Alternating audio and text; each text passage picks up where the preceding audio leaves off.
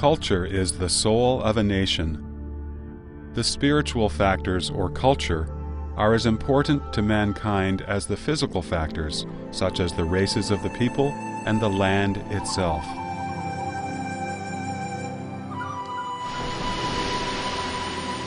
Cultural developments define the history of a nation's civilization. The complete destruction of a national culture leads to the end of the nation. Ancient nations who had created glorious civilizations were considered to have vanished when their cultures disappeared, even though the people of their races may have still survived.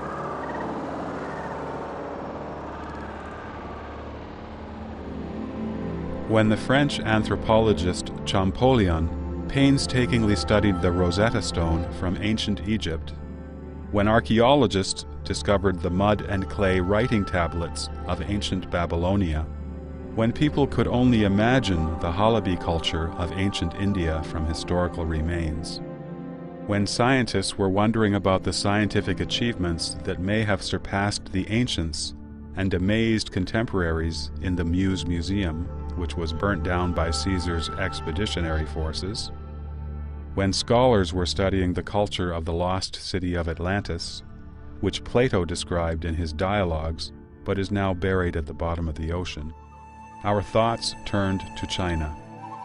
This land of China has created numerous magnificent splendors in philosophy, the arts, literature, and science.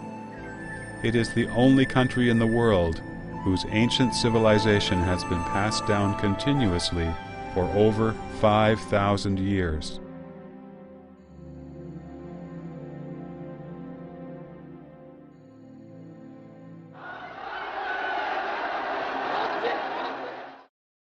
The destruction of its traditional culture is more than a tragedy, it is an unforgivable crime. 85 years ago, when the Chinese Communist Party was established, the crime began.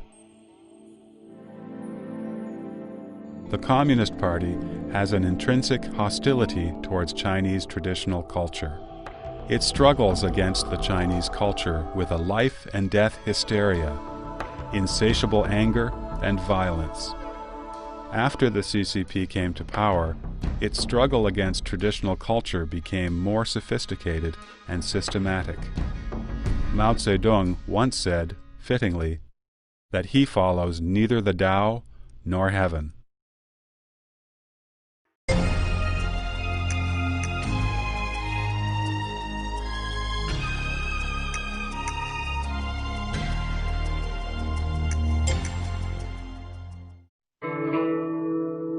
The Chinese culture, traditionally believed to be passed down by God, can be retold with the myths and legends of Chinese history. They include Pangu's creation of heaven and the earth, Nuwa's creation of humanity, Shennong's identification of hundreds of medicinal herbs, and Songji's invention of Chinese characters. The Taoist wisdom of unity of heaven and humanity has thus coursed through the veins of Chinese culture. Emperor Wang, who was thought of as the founder of Chinese culture, was also credited with founding Taoism. Confucius said, "Great learning promotes the cultivation of virtue." Confucius opened a school to teach students more than 2,000 years ago and imparted to society the Confucian ideals represented by the 5 cardinal virtues: benevolence, righteousness, propriety, wisdom, and faithfulness. In the 1st century AD, Buddha Shakyamuni's teachings traveled east to China, with an emphasis on compassion and salvation of all beings. The Chinese culture became more wide-ranging and profound.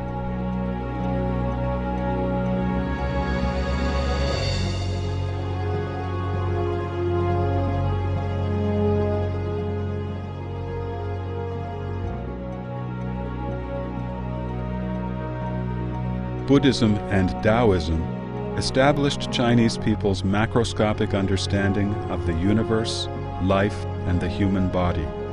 They are the part of Chinese culture that focused on leaving the mundane world.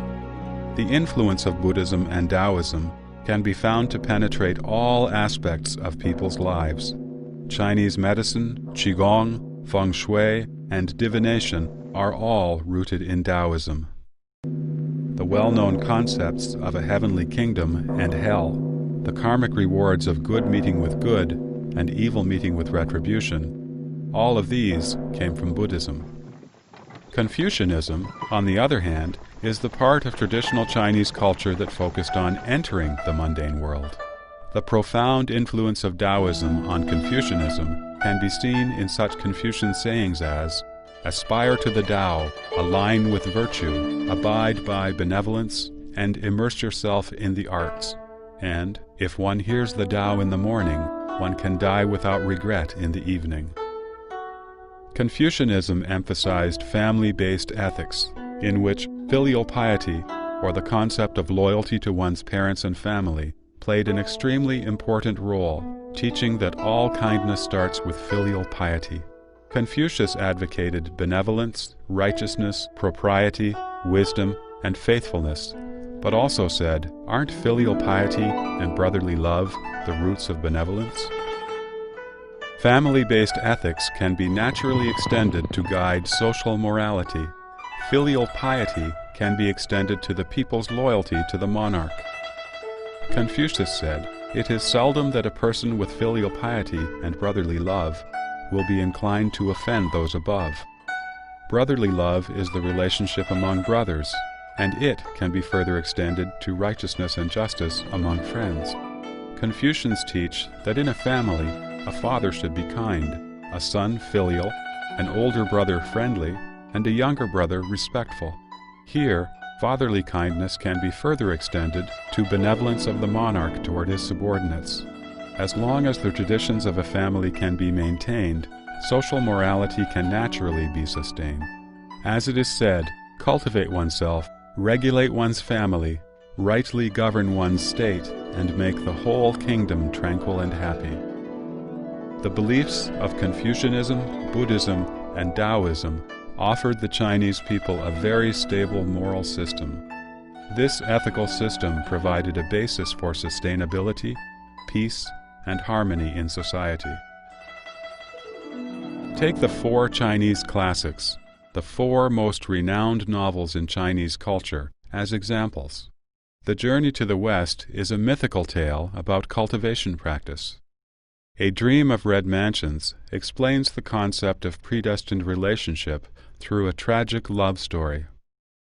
The third book, Outlaws of the Marsh, opens with a tale of how an official accidentally set free 108 warrior spirits, who ended up becoming bandits who pillaged and plundered from the corrupt in society.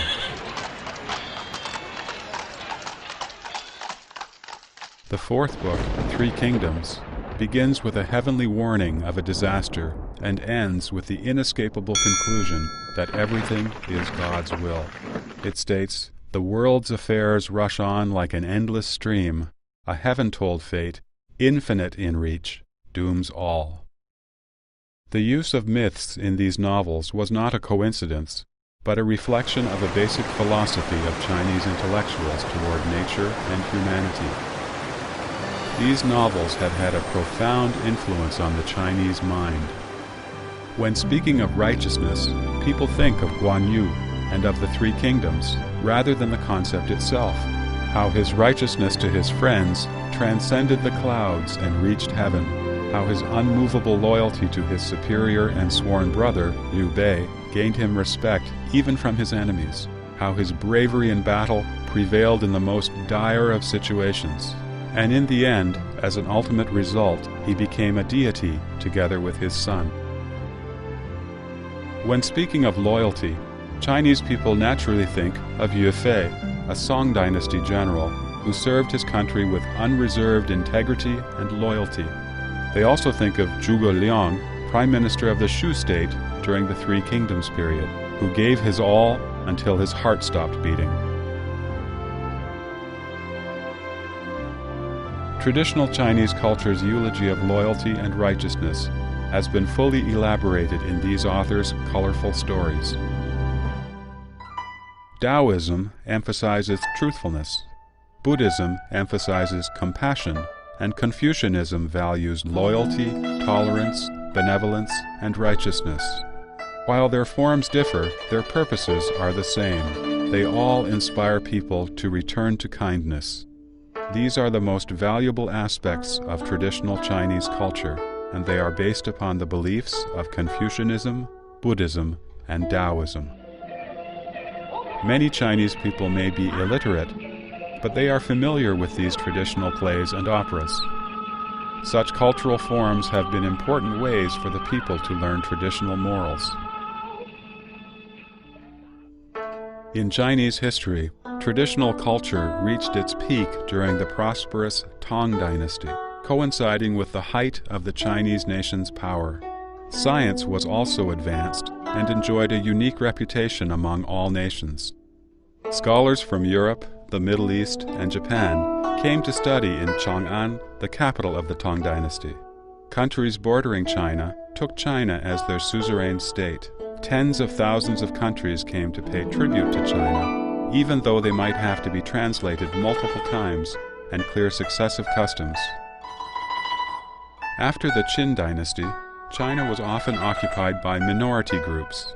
This also happened during the Sui, Tang, Yuan, and Qing dynasties, and at other times when ethnic minorities established their own regimes. Nevertheless, almost all these ethnic groups were assimilated to the Chinese ways. This shows the great integrative power of Chinese traditional culture. As Confucius said, thus, if the people from afar are not compliant, bring them around by cultivating our culture and virtue.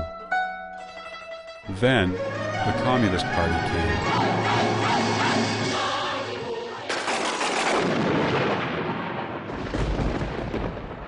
It wanted struggle and attempted to eradicate from people's mind both the Tao and heaven that shadowed above it.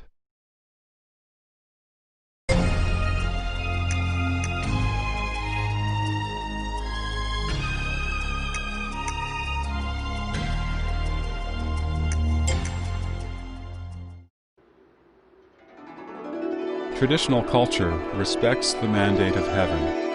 As Confucius once said, life and death are predestined, and wealth and rank are determined by heaven. Both Buddhism and Taoism are forms of theism that also believe in the reincarnation cycle of life and death, and the karmic causality of good and evil. The Communist Party, however, believes in atheism. In translating the Communist Internationale anthem, the CCP put it this way: "There has never been a savior, and we do not rely on God either. To create human happiness, we rely entirely on ourselves." Confucianism values family, believing that all kindness starts with filial piety. The Communist Manifesto, however, clearly promulgates abolition of the family. Traditional culture differentiates the Chinese from the foreign, but the Communist Manifesto advocates the end of nationality. Confucian culture promotes kindness to others, but the Communist Party encourages class struggle. Confucians encourage loyalty to the monarch and love for the nation. However, the Communist Manifesto promotes the elimination of nations. Loyalty in traditional Chinese culture does not mean blind devotion. In the eyes of the people, although the emperor is a son of heaven, he still has heaven above him. The emperor cannot be correct at all times. The behavior of the emperor was judged by the Confucian classics. The dictatorial CCP could by no means accept traditional beliefs such as these. The CCP wanted to canonize its own leaders, and so would not allow such long-held concepts as heaven, Tao, and God to govern from above. The CCP was aware that what it did was considered the most heinous and enormous crime against heaven and the Tao if measured by the standards of traditional culture. They were aware that as long as the traditional culture existed, people would not praise the CCP as great, glorious, and correct. Scholars would continue their tradition, risking their lives to admonish the monarch, and maintaining justice even at the expense of their lives, and place the people above the rulers. Thus, the people would not become CCP puppets, and the CCP could not force conformity on the thoughts of the masses. The traditional culture's respect for heaven, the earth, and nature became an obstacle for the CCP's battle with nature in an effort to alter heaven and the earth. Traditional culture treasures human life, teaching that any situation involving human life has to be treated with the utmost care. Such a perception was a hindrance to the CCP's mass genocide and rule by terror. The traditional culture's ultimate moral standard of the heavenly Tao interfered with the CCP's manipulation of moral principles. The Communist Manifesto was not written with a purpose of opposing Chinese traditional culture. However, all of its beliefs completely oppose Chinese traditional culture. Thus, it is intrinsic and fundamental for the CCP to oppose Chinese culture. There is no way to compromise such contradiction. It was therefore inevitable for the CCP to eradicate traditional culture, based upon its intrinsic nature of struggle.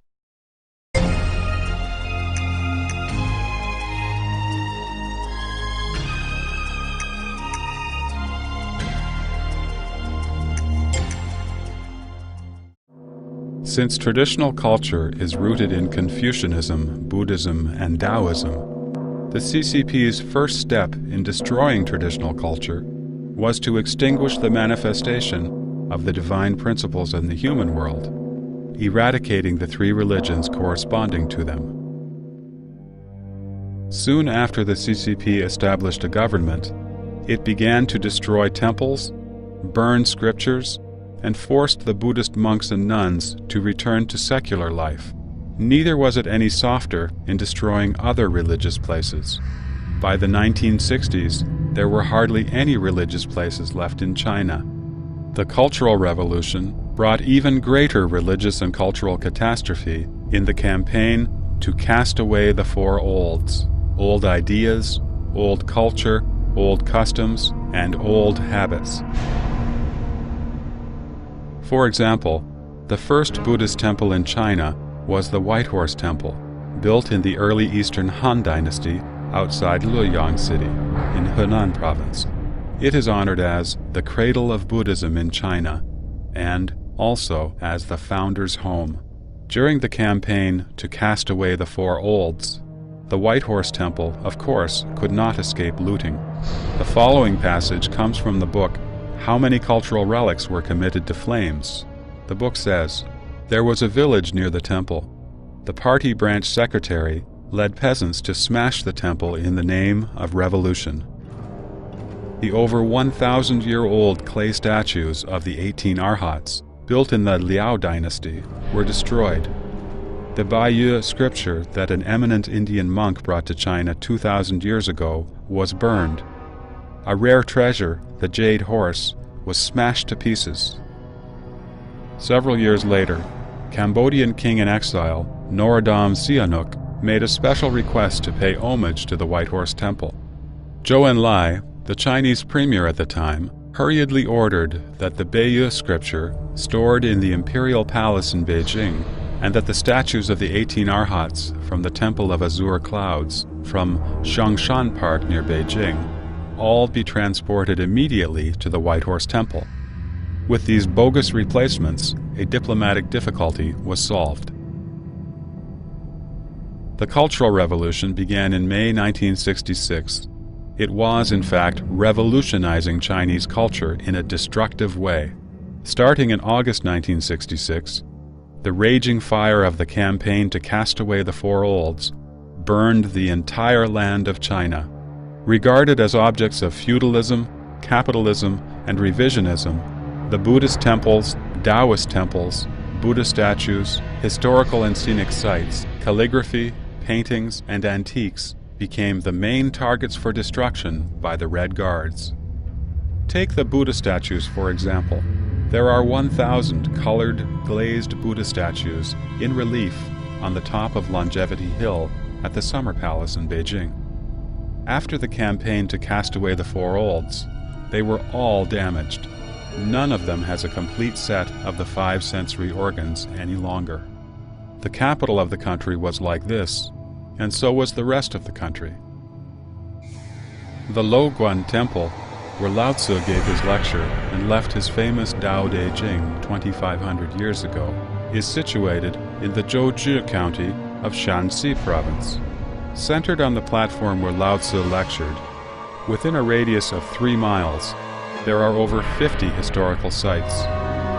The Luoguan Temple and the other historical sites have now been destroyed, and all the Taoist priests have been forced to leave. According to the Taoist canon, once one becomes a Taoist priest, one can never shave one's beard or have one's hair cut. However, Taoist priests are now forced to have haircuts, to take off their Taoist robes, and to become members of people's communes. Some of them married daughters of the local peasants and became their sons-in-law. At the sacred Taoist places in Laoshan Mountain in Shandong Province, the Temple of Supreme Peace, the Temple of the Highest Clarity, the Supreme Clarity Temple, the Doumu Temple, the Huayan Convent, the Ningzhen Temple, the Temple of Guan Yu, the statues of the divine sacrificial vessels, scrolls of Buddhist sutras, cultural relics, and temple tablets were all smashed and burned down.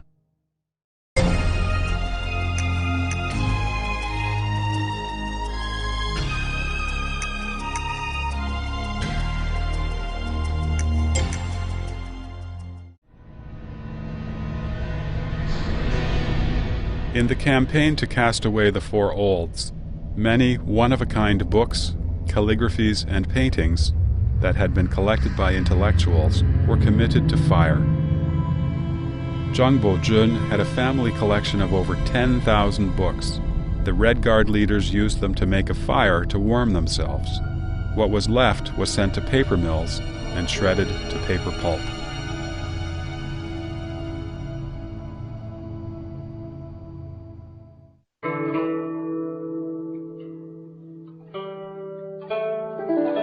A poem by Meng Haoran from the Tang Dynasty goes, "While worldly matters come and go, ancient, modern, to and fro, rivers and mountains are changeless in their glory, and still to be witnessed from this trail."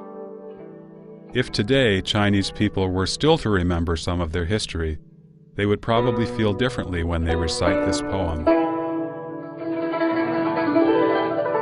Cultural relics, as the essence of Chinese culture, have been inherited and accumulated over several thousand years.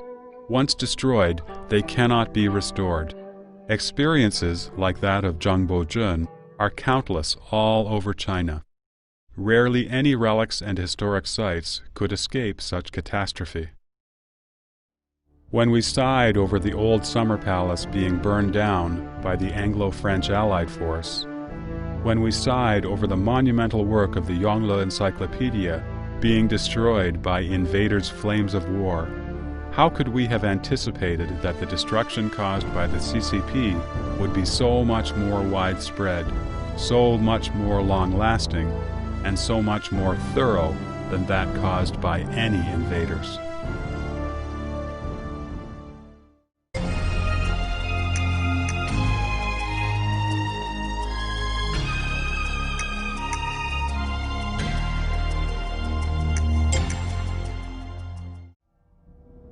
In the Mahayana Mahaparinirvana Sutra, said to be the last of Buddha Shakyamuni's Mahayana Sutras, he predicted that after his nirvana, demons would be reincarnated as monks and male and female lay Buddhists to subvert the Dharma.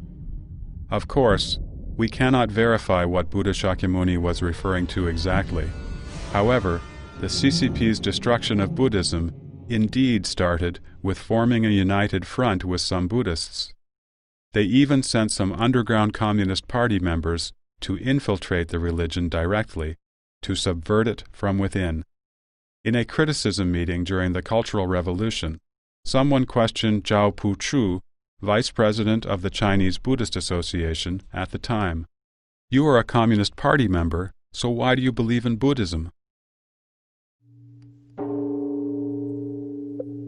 Buddha Shakyamuni received righteous attainment through precept, concentration, wisdom. Before his nirvana, he instructed his disciples to admire the precepts, regard the precepts as your teacher.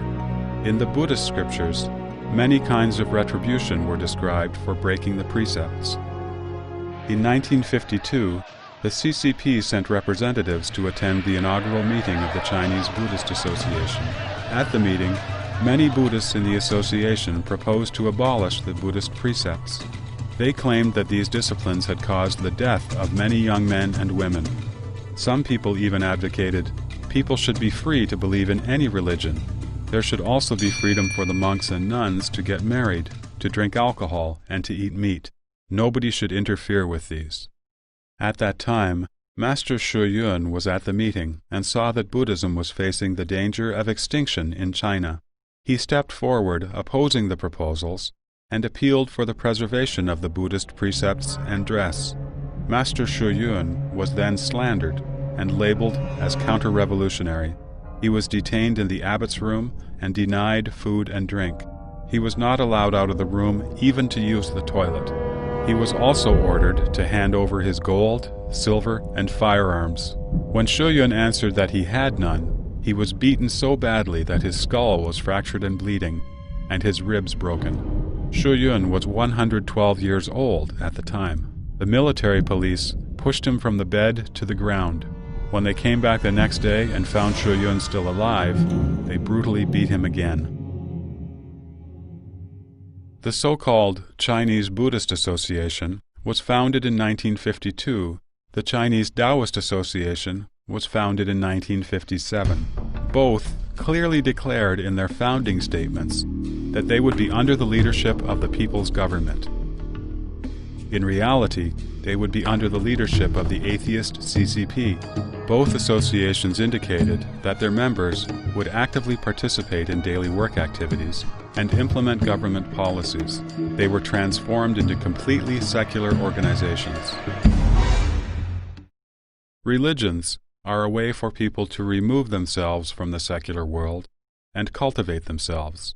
They emphasize the other shore, the shore of perfect enlightenment, and the concept of heaven. The political monks and pastors, who had formed united fronts with the CCP, made up a series of lies and slogans such as "Human World Buddhism" and "Religion is the truth, and so is socialism." They claimed there is no contradiction between this shore and the other shore. They encouraged Buddhists and Taoists to pursue happiness, glory, splendor, wealth, and rank in this life, and changed the religious doctrines and their meanings. Buddhism forbids killing, yet the CCP killed people like flies during the suppression of counter-revolutionaries in the early 1950s. In response, the political monks cooked up the absurd justification that killing the counter-revolutionaries is even greater compassion. During the Korean War, which the CCP called the War to Resist U.S. Aggression and Aid Korea, monks were even sent directly to the front line to kill. 宗教界人士也参加捐献飞机大炮的运动。7月22日，中国基督教全国会议在北京召开，指出新中国4年来，基督教进行的自治、自养、自传的反帝爱国运动，以彻底 Take Christianity as another example. In 1950, party-loyal Wu Yaozong formed what was called the Three Self Church. It followed the principles of self-administration, self-support, and self-propagation. He claimed that they would break away from imperialism and join the war to resist U.S. aggression and aid Korea. A good friend of his was imprisoned for over 20 years for refusing to join his Three Self Church and suffered all kinds of torture and humiliation. When he asked Wu Yaozong, "How do you regard the miracles Jesus performed?" Wu answered, "I have thrown them all out." Not acknowledging Jesus' miracles equates to not acknowledging Jesus' heaven. How can one be counted as a Christian when one does not even recognize the heaven Jesus ascended to? However, Wu Yaozong became the founder of China's official version of Christianity and a member of the Political Consultative Conference Standing Committee. When he stepped into the Great Hall of the People, he must have completely forgotten Jesus' words from the book of Matthew, "Thou shalt love thy Lord thy God with all thy heart, and with all thy soul, and with all thy mind. This is the first and greatest commandment."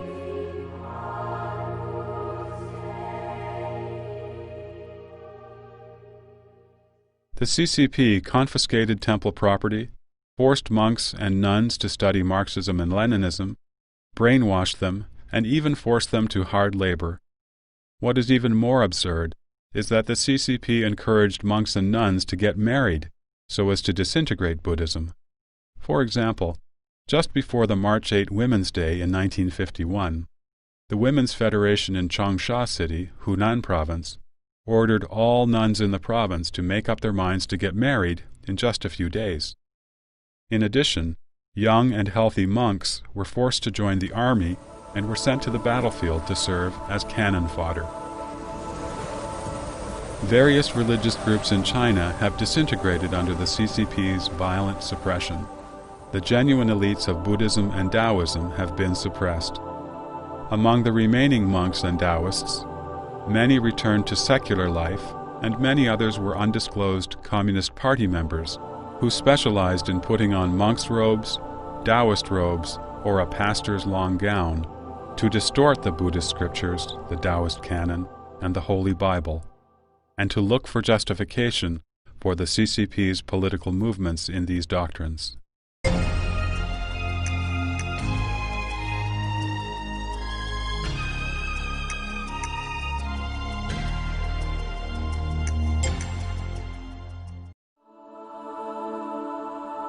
The last step in destructing a belief and culture is to insult it so that people despise it from then on, preventing it from ever being restored.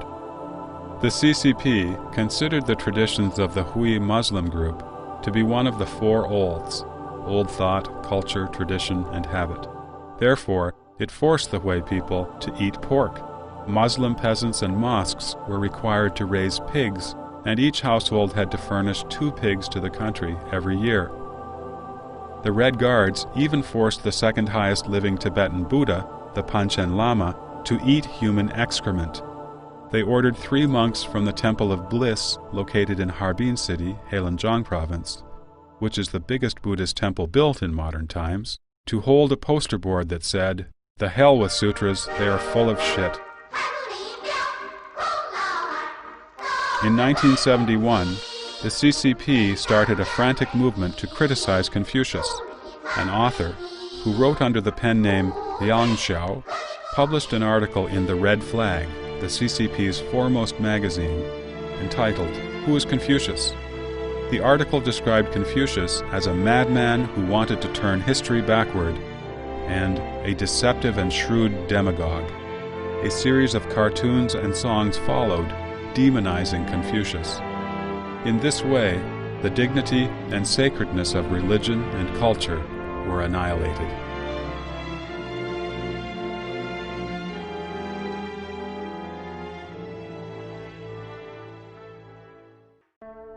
The characters of the written Chinese language embody the essence of 5,000 years of civilization.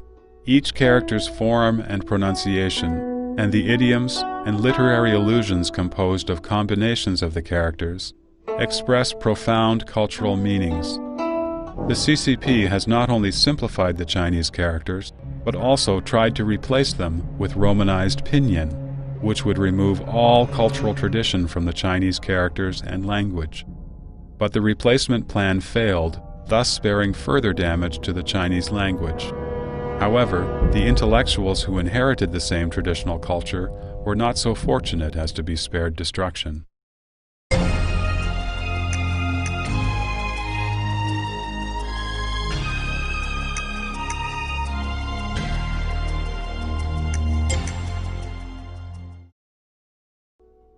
Before the CCP gained power in 1949, China had about 2 million intellectuals.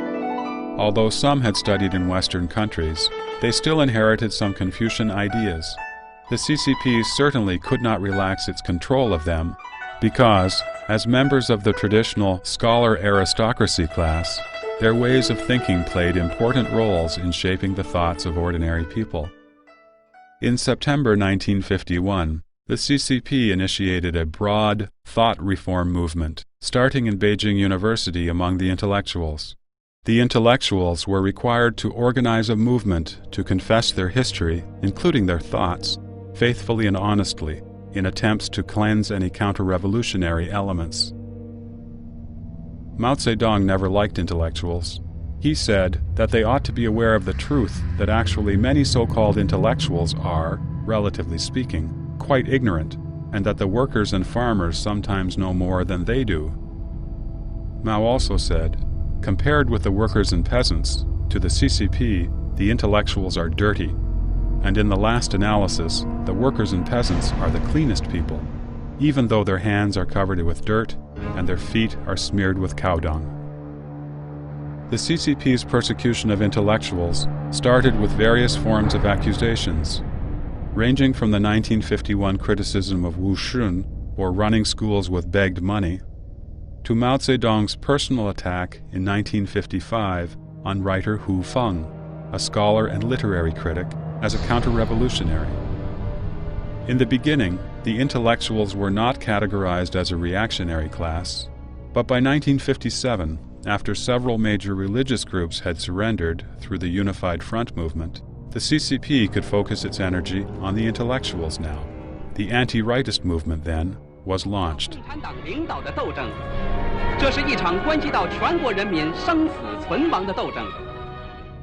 At the end of February 1957, claiming to let 100 flowers bloom and 100 schools of thought contend, the CCP called on intellectuals to voice their suggestions and criticisms of the party, promising no retaliation.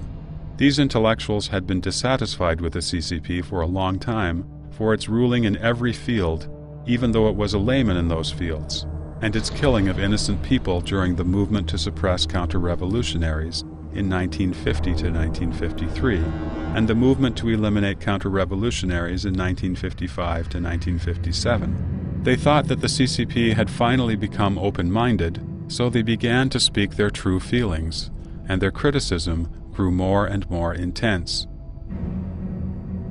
Many years later, there are still many people who believe that Mao Zedong only started to attack the intellectuals after becoming impatient with their overly harsh criticisms. The truth, however, turned out to be different. On May 15, 1957, Mao Zedong wrote an article entitled, "Things Are Beginning to Change," and circulated it among senior CCP officials. The article said, "In recent days, the rightists have shown themselves to be most determined and most rabid. The rightists, who are anti-communist, are making a desperate attempt to stir up a typhoon above force 7 in China, and are so bent on destroying the Communist Party." After that, the officials who had been indifferent to the Let 100 Flowers Bloom and 100 Schools of Thought Contend campaign suddenly became enthusiastic and earnest. In her memoir, The Past Doesn't Disappear Like Smoke, Jiang Bo-jun's daughter recounted the following. Li Weihan, minister of the United Front Work Department, called Jiang Bo-jun in person to invite him to a so-called rectification meeting to offer his opinion about the CCP. Jiang was arranged to sit on a front row sofa. Not knowing this to be a trap, Jiang articulated his criticisms of the CCP. During the whole course, Li Weihan appeared relaxed. Jiang probably thought Li agreed with what he said. What he didn't know was that Li was pleased because he saw his prey falling into the trap. After the meeting, Jiang was classified as the #1 rightist in China. We can cite a string of dates that marked proposals or speeches delivered by intellectuals offering criticism and suggestions. Jiang Bo-jun's Political Design Institute on May 21st, Long Yun's Absurd Anti-Soviet Views on May 22nd, Luo Longji's Redressing Committee on May 22nd, Lin Xiling's speech on criticizing the CCP's feudalistic socialism at Beijing University on May 30th, Wu Zhuguang's "The party should stop leading the arts" on May 31st, and Chu Anping's "The party dominates the world" on June 1st. All these proposals and speeches had been invited and were offered after Mao Zedong had already sharpened his butcher's knife. All of these intellectuals, predictably, were later labeled rightists. There were more than 550,000 of them nationwide.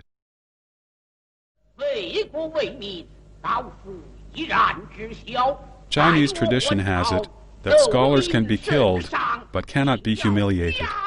The CCP, however, was capable of humiliating intellectuals, depriving their right to make a living, and even incriminating their families unless they accepted humiliation.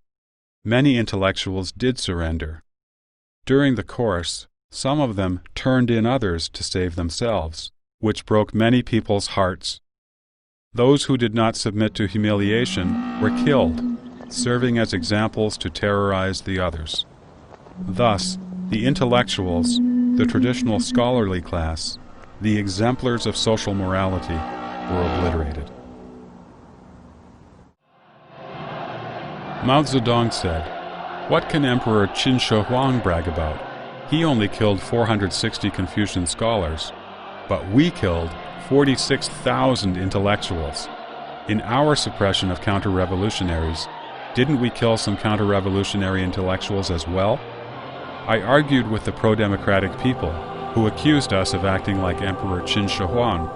I said they were wrong. We surpassed him by 100 times. Indeed, Mao did more than kill the intellectuals. Even worse, he destroyed their minds and hearts.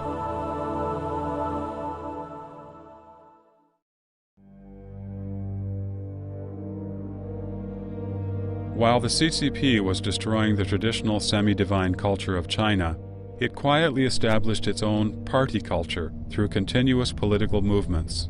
As one of the CCP's classic documents, Mao's speech at the Yan'an Forum on Literature and the Arts named cultural endeavors and the military as the two battlefronts. It stated that it was not enough to have just the armed military, an army of literary arts was also needed. It stipulated that the literary arts should serve politics, and the literary arts of the proletariat class are the gears and screws of the revolutionary machine. A complete system of party culture was developed out of this, with supporting the CCP the ultimate goal, and with atheism and class struggle at the core. This system goes completely against traditional culture and penetrates every aspect of people's life. It formed an environment of terror and despotism for the party, so that the possessing evil specter could control people even more tightly.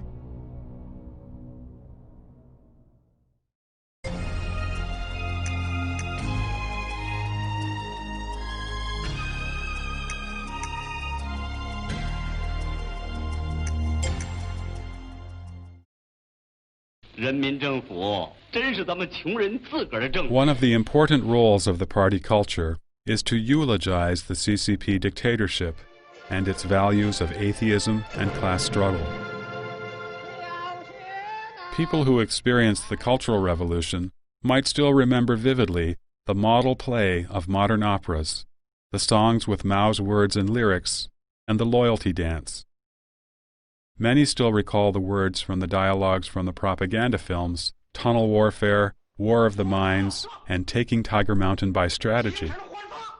Such literary works of party culture have had a profound influence on the Chinese people. When speaking of exploitation, people naturally think of Zhou Bapi, a figure from a novel, who faked the crow of a rooster to wake up his hired hands to work at midnight. When speaking of the term local bully, people naturally think of Hu Hansan, a fake figure who was portrayed as a merciless bully. Mother of Wang Shiren has become synonymous with cruelty. Old society is a synonym for misery, and only the new society, which implies the one under the rule of the CCP, could enjoy a so-called bright day. In fact, The CCP has gradually brainwashed people through literature, plays, and film, comparing the sweet life under the CCP rule to the miserable life in the past. It fills their minds with messages such as how brilliant and great the party is, how arduously and valiantly the party has struggled against the enemy, how utterly devoted to the party its soldiers are, how willing they are to sacrifice themselves for the party, and how stupid and vicious its enemies are. Day after day, the CCP propaganda machine injects the beliefs needed by the Communist Party into every Chinese citizen. Today, if one went back to watch the epic poem of musical dance, The East is Red, one would realize that the entire theme and style of the show is about killing, killing, and more killing.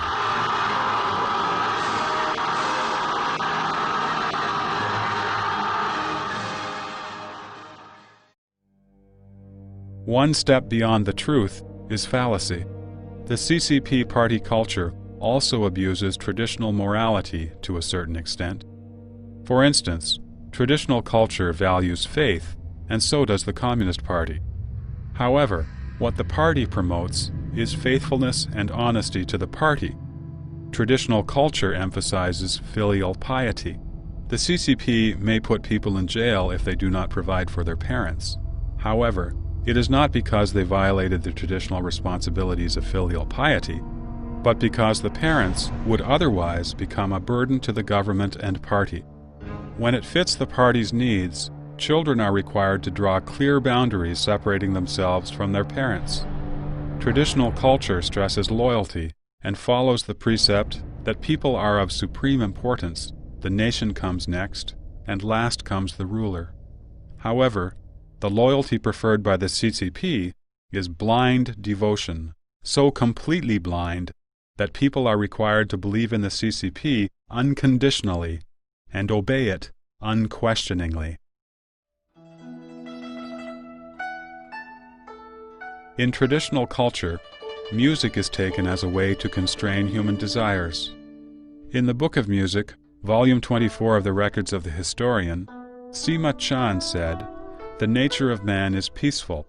The sensation of external matters affects one's emotions and stirs up the sentiment of love or hate based upon one's character and wisdom.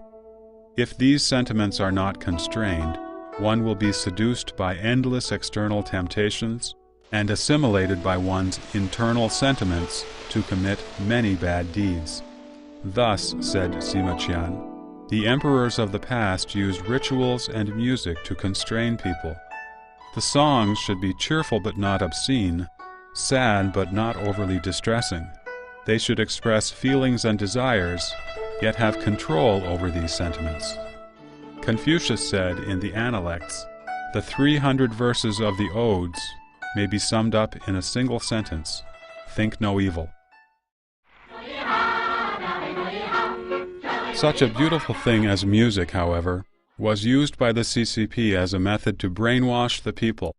Songs like "Socialism is Good" and "There Would Be No New China Without the Communist Party," and many others, have been sung from kindergarten to university.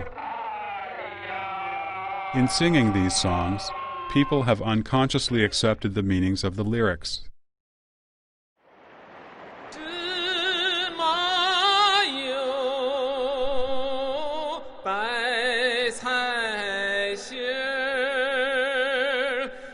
Further, the CCP stole the tunes of the most melodious folk songs and replaced them with lyrics that praise the party.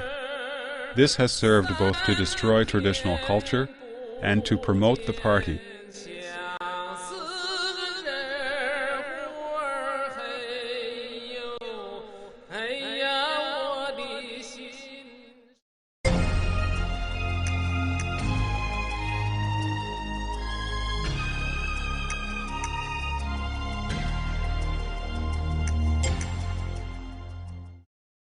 The history commonly told by the CCP is very misleading.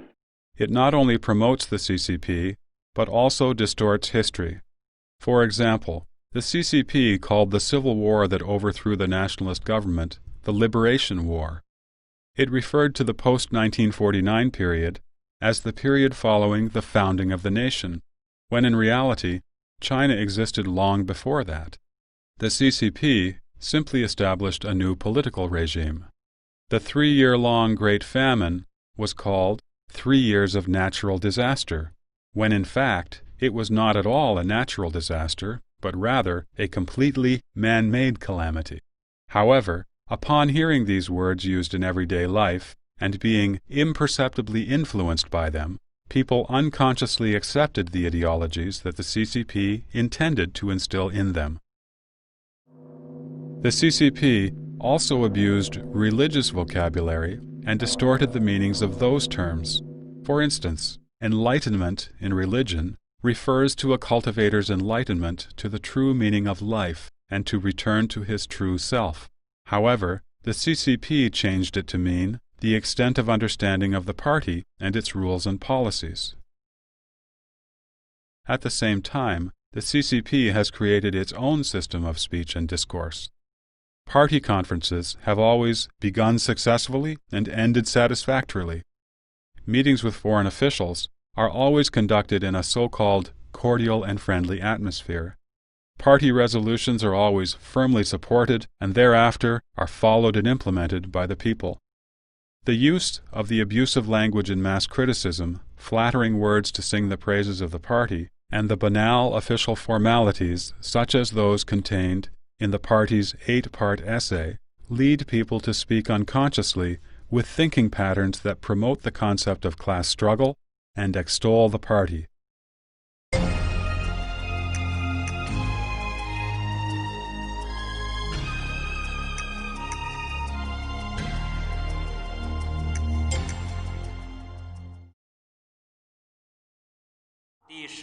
The mechanism of the party's domination is similar to a hydraulic system, relying on high pressure and isolation to maintain its state of control. Even one tiny leak could cause the system to collapse. So, despotism and dictatorship are the nature of the party culture, serving its goal of political and class struggle, and subtly influencing people's internal psyche and external behavior. 下面给您预告一下本台今天第3次播音时间所要播出的节目内容。18点20分。 Since people have no freedom of thought, speech, association, or belief, and are forced to be consistent with the party's central committee, the culture of the Communist Party is that of a monopoly. For the past 55 years, the CCP has been using terror to suppress the minds of Chinese people. Wielding their whips and butcher's knives to force people to conform, people never know when unforeseen disasters will befall them. Living in fear, the people became obedient. The CCP control of society is all-encompassing. There is a household registration system, a neighborhood residence committee system, and various levels of party committee structure. Party branches are established at even the grassroots level. Each and every single village, for instance, has its own party branch. The CCP completely neglected the principles of rule by law in modern society and vigorously promoted the policy of implication. It used its absolute power to punish relatives of those who were labeled as landlords, rich, reactionaries, bad elements, and rightists. It proposed the class origin theory that one's nature was determined by the class into which one was born. Today, if a Falun Gong practitioner appeals, his family members, his fellow employees, and leaders of the company where he works, and even leaders in the province and city where he resides, are implicated. The CCP also issued various discriminatory policies, whereby even children were singled out as being potentially re-educated and transformed, while their parents might have been classified as among the 5 black classes. The party promoted placing righteousness above family loyalty and turning one's weapon around to strike against one's own side in order to comply with the party. Systems such as the personnel and organizational archive system and the temporary relocation system were established to ensure the implementation of the party's policies. people were encouraged to accuse and expose others and rewarded for contributions to the party. In addition, the party culture with respect to propaganda includes many forms, such as the culture of one voice. This requires all media to join together to sing the praises and collectively speak in support of the party on major issues. When needed, leaders from every level of the party, government, military, workers, youth leagues, and women's organizations, are brought out to express their support. Everyone has to go through the ordeal. Other forms include a culture to promote violence, a culture to incite hatred, a culture of deception and lies, a culture of brainwashing, a culture of adulation, a culture of pretentiousness, and a culture that confounds right and wrong. This way, the CCP established a culture that transforms human beings into machines. The party wants the people to be the never-rusting bolts in the revolutionary machine, to be tamed as the tools of the party. The people also formed a culture of self-imposed brainwashing and unconditional obedience.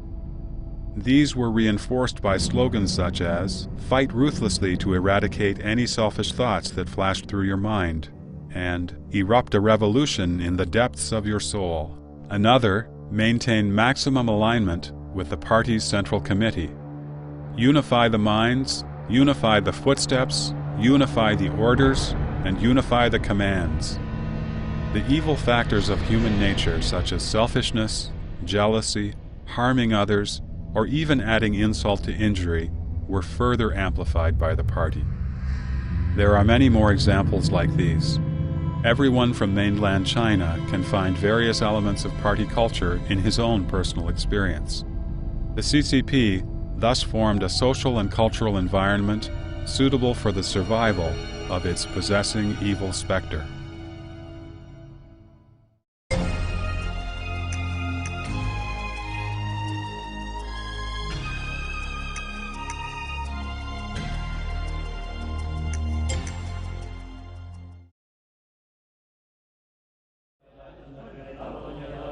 After the CCP adopted the policy of economic reform and opening up, it renovated many churches as well as Buddhist and Taoist temples. It organized temple fairs, built up various folk customs, and established national cultural villages in China. It also organized major cultural fairs and exhibitions of archaeological relics overseas. Many kinds of local opera, folk arts and crafts, as well as Chinese paintings, calligraphy, and cuisine, seemed to be extensively promoted and developed. They appeared to be glorious and vied with each other for glamour. However, this was actually the last effort of the CCP to utilize and destroy the remaining traditional culture. The party culture merely changed its appearance, but not its essence.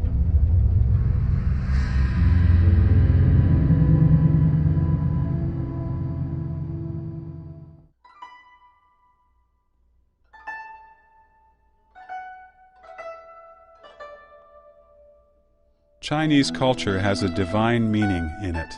For instance, the science in ancient China directly studied things like the human body, life, and the universe. Take Chinese medicine as an example. As documented in medical texts, most of the great physicians had supernatural abilities. When Dr. Bian Che met Cai Huanggong, he knew what illness he had just by looking at his complexion. When Dr. Hua Tuo met Emperor Cao Cao, he knew right away that Cao Cao had a tumor in his brain. Yet these things, the essence, are often denounced these days and are now said to be blind beliefs or superstition. What Chinese medicine has inherited today are only prescriptions or experiences gained from trial and error.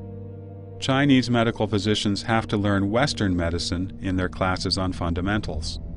Diagnosis and treatment depend on measuring blood pressure and taking X-rays, not on the traditional means. The essence of culture is its inner moral meaning, while the superficial forms have only entertainment value. However, the CCP exaggerates the superficial elements of culture, which entertain, to cover up its purpose of destroying morality. The more terracotta soldiers and horses exhibitions, the more calligraphy and painting exhibitions, and the more antique exhibitions that the CCP organizes, the more cultural festivals, arts festivals, or food festivals that the CCP hosts, the more deceptive the CCP is. It leads people astray from understanding true traditional culture. The party culture of the CCP has indeed done well in helping the CCP to win power and control over society. Like its army, prisons, and police force, the party culture is also a machine of violence, which provides a different kind of brutality, cultural brutality. This cultural brutality, by destroying 5,000 years of traditional culture, has diminished the will of the people and undermined the cohesiveness of the Chinese nationality. At the same time, the destruction of the traditional culture has brought unexpected physical damage. Traditional culture values the unity of heaven and humanity and the harmonious coexistence between man and nature. The CCP has declared endless joy from fighting with heaven and earth. This culture of the CCP led directly to the serious degradation of the natural environment that plagues China today. The Chinese people, having abandoned the traditional value that a nobleman treasures wealth, but he makes his fortune in a decent way, have wantonly ravaged and polluted the natural environment. Currently, more than 75% of the 30,000 miles of China's rivers are unsuitable as a habitat for fish. Over 1/3 of the groundwater was polluted even a decade ago, and the situation continues to worsen today. A spectacle of a strange kind occurred in the Huaihe River. A little child playing in the oil-filled river created a spark that, upon striking the surface of the river, lit a flame almost 20 feet high. As the fire surged into the air, more than 10 willow trees in the vicinity were burnt to a crisp. One can easily see that it is impossible for those who drink such water not to develop cancer or other strange diseases. Other environmental problems, such as desertification and salinization in northwest China, and industrial pollution in developed regions, are all related to society's loss of respect for nature. Traditional culture respects life. The CCP urges that revolt is justifiable and that struggle with human beings is full of joy. In the name of revolution, the party could murder and starve to death tens of millions of people. This has led people to devalue life, which then encourages the proliferation of fake and poisonous products in the marketplace. In Fuyang City of Anhui Province, for example, many healthy babies developed short limbs, thin and weak bodies, and enlarged heads during their lactation period. The disease was caused by poisonous milk powder made by black-hearted and greedy manufacturers.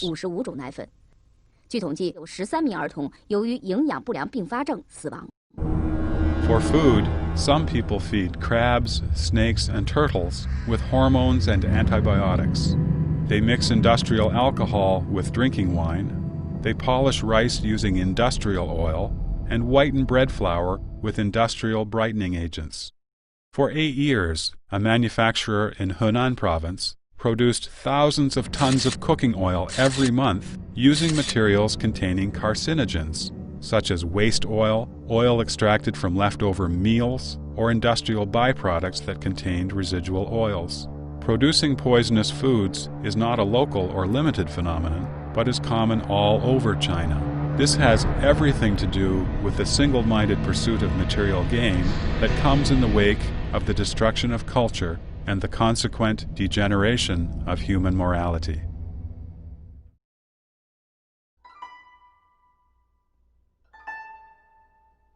Unlike the absolute monopoly and exclusivity of the party culture, the traditional culture has a tremendous integrative capacity. During the prosperous Tang Dynasty, Buddhist teachings, Christianity, and other Western religions coexisted harmoniously with Taoist and Confucian thought. Authentic Chinese traditional culture would have kept an open and tolerant attitude toward modern Western civilization. What are known as the Four Tigers of Asia, Singapore, Taiwan, South Korea, and Hong Kong, have created a new Confucian cultural identity. Their soaring economies have proven that traditional culture is not a hindrance to social development. At the same time, authentic traditional culture measures the quality of human life on the basis of happiness from within, rather than material comfort from without. A famous poet in China's history, Han Yu, said, "I would rather have no one blame me behind my back than have someone praise me to my face. I would rather have peace in mind than have comfort in body."